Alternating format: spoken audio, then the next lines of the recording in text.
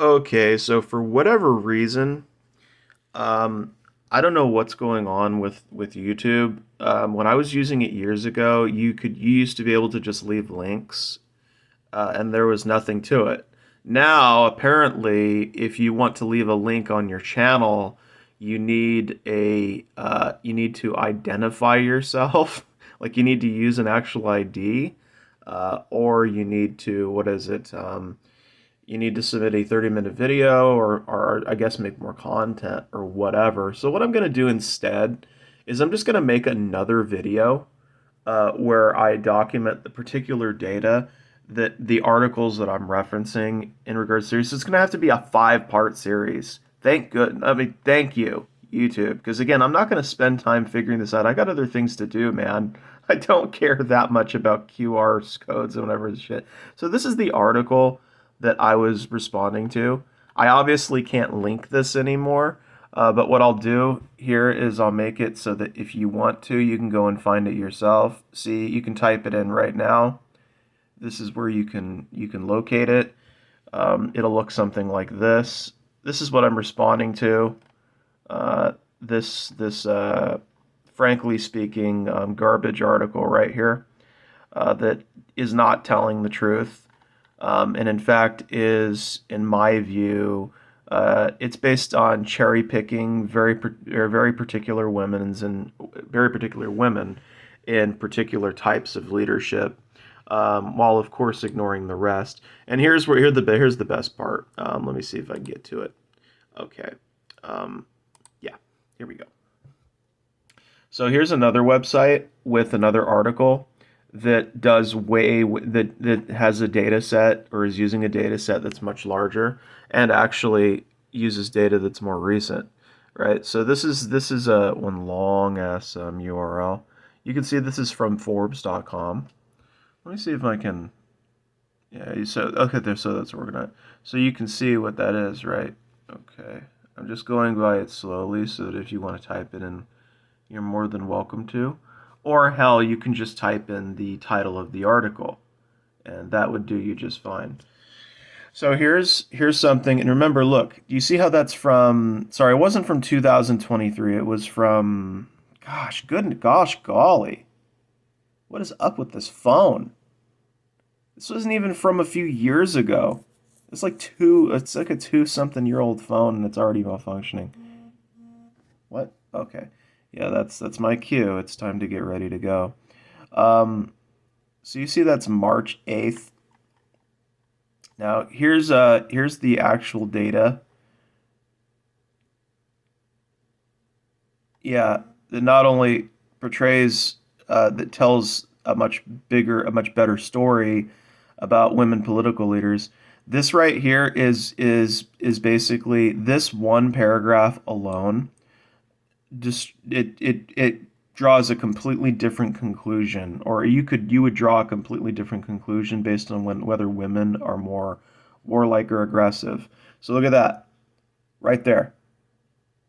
Goodness gracious, I can't even point to it. Look at that, 64, 695. That's almost 700 acts of aggression. Men, 86 wars, 13 acts of aggression for only women, and only one war.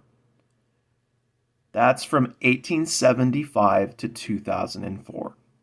So, now that I've provided this data, do you people finally understand why that article was biased in nature?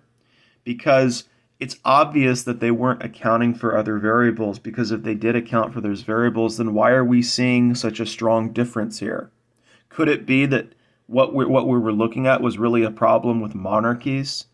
Or could have been a problem for people who were personality disordered, or maybe people who were suffering from inbreeding, or all these other things, or whatever other fact, or possibly suffering from needing male approval in order to wage these wars? Or could it be that feminism or whatever other women-led movements didn't exist at the time?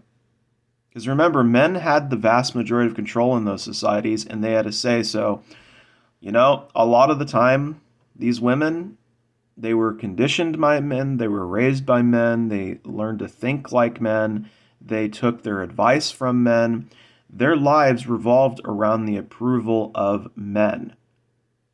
Men served in the military. Men ran the businesses. Men were their advisors. What I'm trying to say here is it's not the fact that these people were women and because they were women, therefore they were more warlike and violent. I'm saying that there were other variables at play, because if there weren't other variables that drove that person or those particular women to acts of violence, then why is it that we see such a discrepancy here when we take a larger data set and we analyze that from a far more recent period of our human past and say that actually no, it's not true. And this is exactly why you should never ever take a very tiny data set of one particular ethnic group from one particular kind of culture and somehow try to draw broad conclusions or try to imply conclusions about all women. So this has been a Gynarchic critique of frankly speaking, one of the worst articles I've ever seen in my life that didn't change my mind at all. It's up to you to change me. It's not up to me to change you. I already believe what I do. I'm a Gynarchist. I believe women should be running communities, and if the world manages to do a 180, if they want to rule the state or the government with the consent of men, I'm perfectly fine with that because I would consent to that.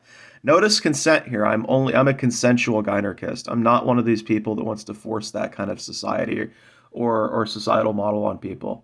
I'm just not like that. So I just want to make it clear, you are the ones who have to prove this to me. The burden of proof is on you because I'm not the one making the opposite claim. I already know what I believe based on the data I've looked at. You people are the ones who are trying to engage in sophistry and lies and manipulation in order to try to tell men what women aren't and to ignore their basic intuition and life experiences, not to mention all of the evidence that seems to point in this direction. But people are going to do that because to them this is a competition, right? This is about them being right and everybody else being wrong. Who gives a shit? Who gives a shit what other people think? Who cares about truth? Who cares about all that stuff, right? It's all about you guys retaining your power and authority for, I guess, one or a few more generations before you finally push us all off a cliff. Is that what this is about? I guess so. But that's the thing. When you live this is one of the faults of men, of male kind, so to speak, which is they're so arrogant, they're so hyper competitive that they can't stop and acknowledge what's right in front of them. They'll even try to debate this, which is basically incontrovertible evidence to me that women are in fact more peaceful than men, and not by a short shot, by a long shot. But you do what you guys got to do. It's your ego on the line. It's your pride. It's your desire to dominate, to not even to dominate, but to domineer everything. And this is exactly why, as a bisexual man, even though I have a sexual attraction, although minor it is to men, I could never be in a relationship with them because they can't even acknowledge basic shit like this. This is basic stuff.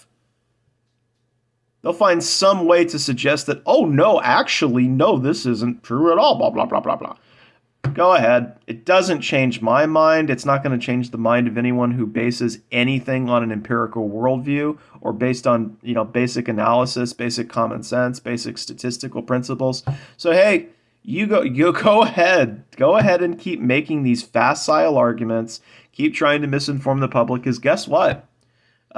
We're still going to exist. Gynarchists aren't just going to magically stop existing because you guys make shit up and try to lie to the general public or try to paint a really false picture of what women are actually like, or especially what women leaders are actually like. You took one particular kind of woman leader and you limited a data set of 28 individuals that span 500 years.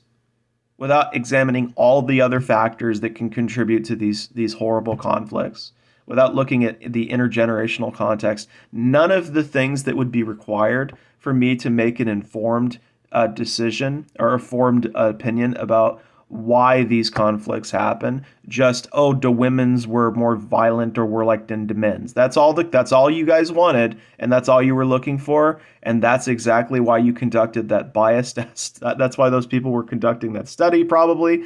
And this individual who wrote the article obviously was looking for anything to suggest that actually, somehow, some way. Oh yeah, the FBI statistics, they don't tell us anything. This doesn't tell you anything. Oh, no, no, no. Just trust their biased study with a tiny ass sample size from one particular kind of patriarchal, from one kind, because they're really all just flavors of the same thing. A different kind of patriarchal culture where men pretty much ran those societies from the bottom up. Yeah, keep telling yourself that. Yeah, that's the truth and not this. Okay. Yeah, obviously they did the perfect analysis and this is what's wrong, not them. Yeah, keep telling yourselves that. Let's see who believes you now. Some of you will retain your opinions, but other people go, "Oh shit, they played me." Yes, they did. They're playing you. They're lying to you. It's not true. There are differences between men and women. This is one of them. You either learn to live with this and accept this, or you don't.